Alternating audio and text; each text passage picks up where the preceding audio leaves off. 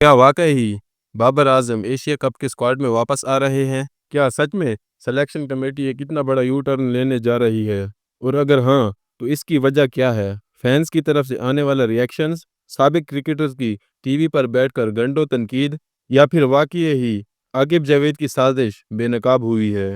اس کے اوپر بات کریں گے، لیکن اس سے پہلے دو امپورٹنٹ باتیں۔ کیا واقعی ہی یہ ٹیکنیکلی پاسبل ہے؟ ایشین کرکٹ کونسل اور ایشیا کپ کے رول کیا کہتے ہیں؟ سیکنڈ سب سے بڑا سوال کہ کس کی جگہ پر بابر اعظم ٹیم میں واپس آئیں گے؟ جب سے بابر اعظم کو ایشیا کپ کے اسکواڈ سے ڈراپ کیا گیا ہے، فینس کی طرف سے بڑا ریئیکشن سامنے آیا ہے۔ اس کے بعد سابق کرکٹرز وہ بھی بہت غصے کے اندر ہے کہ آخر کیسے بابر اعظم ایشیا کپ کے اسکواڈ سے ڈراپ ہو سکتے ہیں۔ بابر اعظم کی ایوریج یو اے کنڈیشن کو مائنڈ میں رکھتے ہوئے، اور بابر اعظم جس قد کا پلیئر ہے وہ ٹیم میں ہو تو واقعی ٹیم کا جو قد ہے، ٹیم کا جو مرال ہے، تو دوسری ٹیم کے اوپر ایک ایکسٹرا پریشر ہوتا ہے۔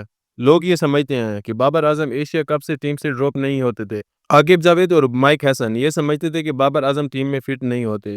بابر اعظم کا جو سٹیٹس ہے، بابر اعظم کی جو اسٹرائک ریٹ ہے، یہ بہت لو ہے۔ لیکن اس کے بعد فینز نے پاکستان کرکٹ بورڈ کے اوپر تنقید کی، عاقب جاوید کے اوپر تنقید کی، اس کو سازشی بولا، اور بولا کہ یہ بابر اعظم کا کیریئر خراب کرنے کے پیچھے پڑا ہوا ہے۔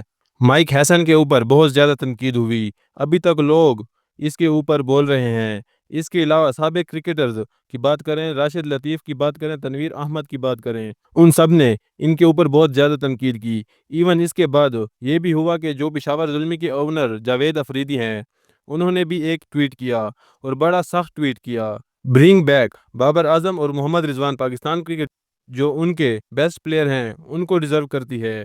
وہ ڈھکے چھپے الفاظ میں کھل کے سامنے آئی ہے۔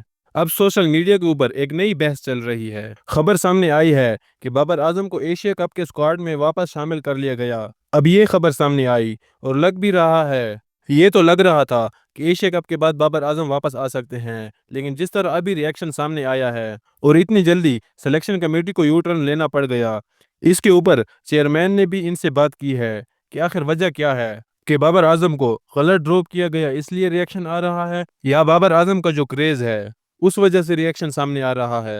اچھا، اس میں ایک اور بھی امپورٹنٹ بات ہے۔ اس ٹائم پاکستان کرکٹ بورڈ کے چیئرمین کوئی بھی اور ہوتے تو اب تک یہ یو ٹرن لے لیا گیا ہوتا، تو پھر بابر اعظم نے ڈراپ ہی نہیں ہونا تھا، یہ یو ٹرن پہلے دن ہی لے لیا جانا تھا۔ اب آتے ہیں مین پوائنٹ کی طرف واپس۔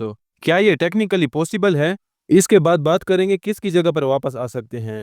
ٹیکنیکلی پاسبل ابھی تک ہے، کیونکہ ایونٹ شروع ہونے سے میرے خیال میں 12 دن پہلے تک اسکواڈ چینج کر سکتے ہیں، کیونکہ پاکستان نے پہلے ٹرائی سیریز کھیلنی ہے، اس کے بعد ایشیا کپ کھیلنا ہے جو کہ 9 ستمبر سے شروع ہوگا، تو ابھی تک کافی دن پڑے ہیں کہ آپ اس میں چینج کر سکتے ہیں۔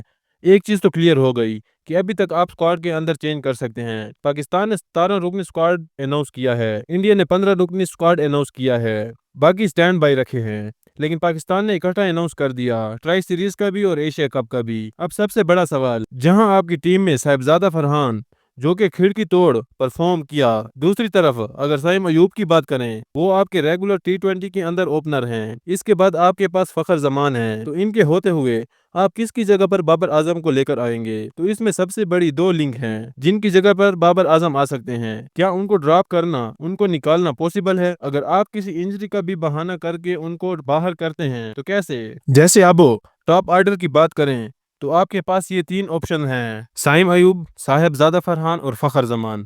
اگر فخر زمان کی بات کریں تو وہ ان باؤنڈ کھیلتے ہیں جہاں پر بابر اعظم کھیلتے ہیں، یا وہ اوپننگ کھیلتے ہیں۔ اب فخر زمان کی انجری کی باری، اپڈیٹ پہلے بھی چل رہی تھی اور بعد میں بھی آئی تھی کہ ایشیا کپ میں فخر کی جگہ بابر واپس آ سکتے ہیں۔ پھر یہ ہوا کہ فخر فٹ ہو گئے تو اس وجہ سے بابر اعظم ٹیم میں واپس نہیں آئے، فخر زمان چلے گئے، لیکن اب کچھ سورس سے یہ بھی پتہ چل رہا ہے کہ فخر زمان ریکور کر سکتے ہیں، فلی فٹ نہیں ہے، تو ہو سکتا ہے جو سلیکشن کمیٹی ہے ان کے اوپر جو پریشر آ رہا ہے، اس پریشر کو ختم کرنے کے لیے وہ فخر زمان کو واپس بلا لیں انجرڈ کر کے، اور اس کی جگہ پر بابر اعظم کو ٹیم کا حصہ بنا لیں، جو کہ مجھے لگتا ہے بہت ہی زیادہ انفیئر ہوگا، کیونکہ اگر آپ نے فیصلہ کرنا تھا تو ایشیا کپ کے اسکواڈ اناؤنسمنٹ سے پہلے لیتے، لیکن اس ٹائم اگر آپ پریشر میں آ کر یہ کریں گے تو پوری دنیا کے اندر اور بھی زیادہ جگ رسائی ہوگی، ہم اور بھی زیادہ کمزور فیل ہوں گے، ہمارا جو سسٹم ہے وہ اور بھی زیادہ ایکسپوز ہوگا، تو آپ کسی اور پلیئر کو بہانہ بنا کر باہر نہیں کر سکتے۔ دیکھا جائے تو پاکستان کی یہ تاریخ رہی ہے، آپ جتنے بھی ایونٹ اٹھا کر دیکھ لیں، آئی سی سی ایونٹ ہو یا ایشیا کپ ہو، کہ ایونٹ چل رہا ہوتا ہے اور اس کے اندر ہی آپ کا پلیئر انجرڈ ہو جاتا ہے، کوئی اور پلیئر آگے پورا ایونٹ کھیل جاتا ہے جس کا دور دور تک کوئی بھی چانس نہیں ہوتا،